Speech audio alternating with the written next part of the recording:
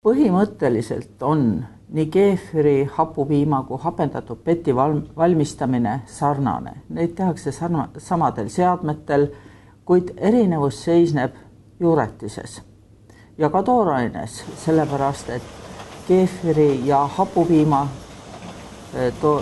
tooraineks on lehmapiim, kuid peti tooraineks on võipiim ehk pett.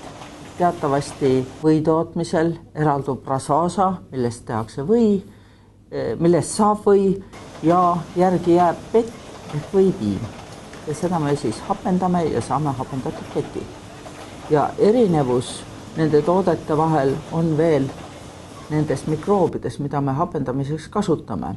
Ehk hapupiim ja pett hapendatakse mesofiilsete juuretistega ja toimub ainult piimhappeline käärimine, aga keefiri hapendamiseks kasutatakse ka pärmseeni. Ja pärmseened ongi just need, mis annavad keefirile temale omase maitse ja konsistentsi. Et nii nagu jogurtitel on ka hapupiimad, vahest ilma maitseta, aga vahest ka maitsega. Ja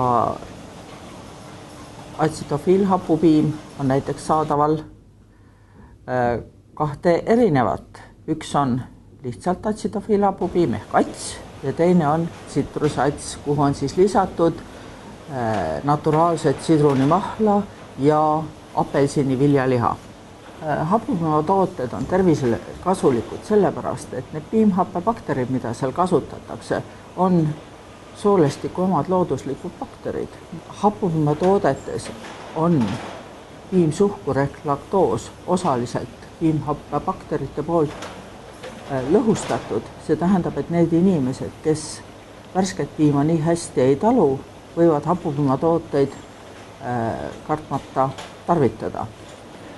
Samuti on vadakuvalgud hapupiimatoodetest denatureerunud, mis siis teeb nad inimorganismile paremini vastuvõetavateks. Hapupiimatooteid toodetakse nii Eesti turule kui eksporditakse Baltikumi ja Venemaale. Hapupiimatoodete alla kuuluvad hapupiim, hapendatud pett, keefir,